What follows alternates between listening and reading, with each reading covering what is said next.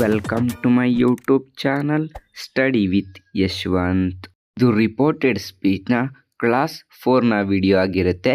ನೀವು ಮೊದಲ ಮತ್ತು ಎರಡನೆಯ ಮತ್ತು ಮೂರನೇ ಕ್ಲಾಸ್ನ ವಿಡಿಯೋಗಳ ನೋಡಿಲ್ಲ ಅಂದರೆ ಅದರ ಲಿಂಕ್ಗಳನ್ನು ಡಿಸ್ಕ್ರಿಪ್ಷನ್ ಬಾಕ್ಸ್ನಲ್ಲಿ ನೀಡಿರ್ತೇನೆ, ನೀವು ಚೆಕ್ಔಟ್ ಮಾಡ್ಬೋದು.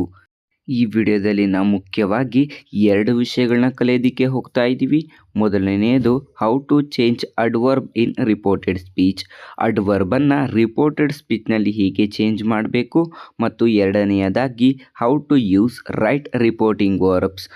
ಸರಿಯಾದ ರಿಪೋರ್ಟಿಂಗ್ ವರ್ಬ್ಗಳನ್ನು ಹೇಗೆ ರಿಪೋರ್ಟೆಡ್ ಸ್ಪೀಚ್ನಲ್ಲಿ ಯೂಸ್ ಮಾಡಬೇಕು ಅನ್ನೋದ್ರ ಬಗ್ಗೆ ಡಿಸ್ಕಸ್ ಮಾಡೋದಕ್ಕೆ ಹೋಗ್ತಾ ಇದ್ದೀವಿ. ಹಾಗಾದರೆ ಬನ್ನಿ ವಿಡಿಯೋವನ್ನು ಸ್ಟಾರ್ಟ್ ಮಾಡೋಣ. ಇಲ್ಲಿ ಮುಖ್ಯವಾಗಿ 2 ಕಾಲಮ್ಗಳಿವೆ. ಮೊದಲನೇ ಕಾಲಮ್ನಲ್ಲಿ ಡೈರೆಕ್ಟ್ ಸ್ಪೀಚ್ನಲ್ಲಿ ನೀಡಿರುವ ಅಡ್ವರ್ಬ್ಗಳನ್ನು, ಎರಡನೇ ಕಾಲಮ್ನಲ್ಲಿ ನೀಡಿರುವ ರಿಪೋರ್ಟೆಡ್ ಸ್ಪೀಚ್ನ ಅಡ್ವರ್ಬ್ಗಳಾಗಿ ಚೇಂಜ್ ಮಾಡಬೇಕು. ಕ್ವಶನ್ನಲ್ಲಿ ಟುಡೇ ಅಂತ ಯೂಸ್ ಆಗಿದ್ರೆ ಅದನ್ನ ದ ಟುಡೇ ಅಂತ ಮಾಡಬೇಕು. ಟುಮಾರೋ ಅಂತ ಇದ್ದರೆ ಅದನ್ನ ನೆಕ್ಸ್ಟ್ ಡೇ ಮಾಡಬೇಕು. ಯಸ್ಟರ್ಡೇ ಅಂತ ಇದ್ದರೆ ಪ್ರೀವಿಯಸ್ ಡೇ ಅಥವಾ ಎ ಡೇ ಬಿಫೋರ್ ಅಂತ ಚೇಂಜ್ ಮಾಡಬೇಕು. ಟು ನೈಟ್ ಅಂತ ಇದ್ದಾಗ ದಟ್ ನೈಟ್ ಅಂತ ಯೂಸ್ ಮಾಡಬೇಕು. ಲಾಸ್ಟ್ ವೀಕ್ ಅಂತ ಇದ್ದಾಗ ಪ್ರೀವಿಯಸ್ ವೀಕ್ ಅಂತ ಯೂಸ್ ಮಾಡಬೇಕು. ನೆಕ್ಸ್ಟ್ ವೀಕ್ ಅಂತ ಇದ್ದಾಗ ಫಾಲೋಯಿಂಗ್ ವೀಕ್ ಅಂತ ಚೇಂಜ್ ಮಾಡಬೇಕು. ಎಗೋ ಅಂತ ಇದ್ದಾಗ ಬಿಫೋರ್ ಅಂತ ಚೇಂಜ್ ಮಾಡಬೇಕು. ಹೆನ್ಸ್ ಅಂತ ಇದ್ದರೆ ದೆನ್ಸ್ ಅಂತ ಮಾಡಬೇಕು. ಹಿಯರ್ ಅಂತ ಇದ್ದರೆ ದೇರ್ ಮಾಡಬೇಕು. ದೀಸ್ ಅಂತ ಇದ್ದರೆ ದೋಸ್ ಮಾಡಬೇಕು. ನೌ ಅಂತ ಇದ್ದರೆ ದೆನ್ ಮಾಡಬೇಕು. ಜಸ್ಟ್ ಅಂತ ಇದ್ರೂ ಕೂಡ ದೆನ್ ಮಾಡಬೇಕು. ದಸ್ ಅಂತ ಇದ್ದರೆ ಸೋ ಮಾಡಬೇಕು. ದೀಸ್ ಅಂತ ಇದ್ದರೆ ದಟ್ ಮಾಡಬೇಕು. ಈ ಅಡ್ವರ್ಬ್ನ ಜೊತೆಗೆ ನೀವು ಹೆಲ್ಪಿಂಗ್ ವರ್ಬ್ ಮೀನ್ಸ್ ಮಾಡಲ್ ಹೆಲ್ಪಿಂಗ್ ವರ್ಬ್ಗಳನ್ನ ಕೂಡ ಚೇಂಜ್ ಮಾಡಬೇಕಾಗತ್ತೆ. ವಿಲ್ ಅಂತ ಇದ್ದರೆ ವುಡ್ ಮಾಡಬೇಕು. ಶಲ್ ಅಂತ ಇದ್ದರೆ ಶುಡ್ ಮಾಡಬೇಕು. ಕ್ಯಾನ್ ಅಂತ ಇದ್ದರೆ ಕುಡ್ ಮಾಡಬೇಕು. ಮೇ ಅಂತ ಇದ್ದರೆ ಮೈಟ್ ಮಾಡಬೇಕು. ಕುಡ್ ಇದ್ದರೆ ಕುಡ್ಡೇ ಇರುತ್ತೆ, ಮೈಟ್ ಇದ್ದರೆ ಮೈಟೇ ಇರುತ್ತೆ. ಕುಡ್ ಮತ್ತು ಮೈಟ್ ಇದ್ದಾಗ ಯಾವುದೇ ಚೇಂಜಸ್ ಇರಲ್ಲ. ರಿಪೋರ್ಟಿಂಗ್ ವರ್ಬ್ಗಳನ್ನು ಹೇಗೆ ಯೂಸ್ ಮಾಡಬೇಕು ಅಂತ ನೋಡೋಣ.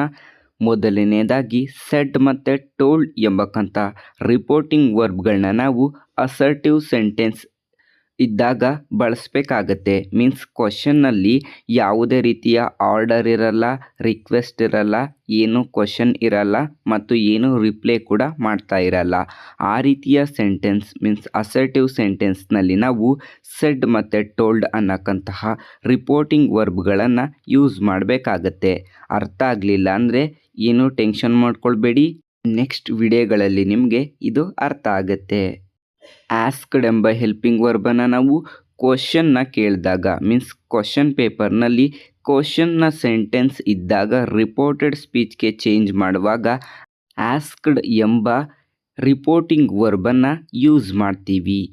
ನೆಕ್ಸ್ಟ್ ಆರ್ಡರ್ಡ್ ಮತ್ತು ರಿಕ್ವೆಸ್ಟೆಡ್ ಇವೆರಡನ್ನು ಕೂಡ ಇಂಪರಾಕ್ಟಿವ್ ಸೆಂಟೆನ್ಸ್ ಕ್ವಶನ್ನಲ್ಲಿ ಇದ್ದಾಗ ಬಳಸ್ತೀವಿ.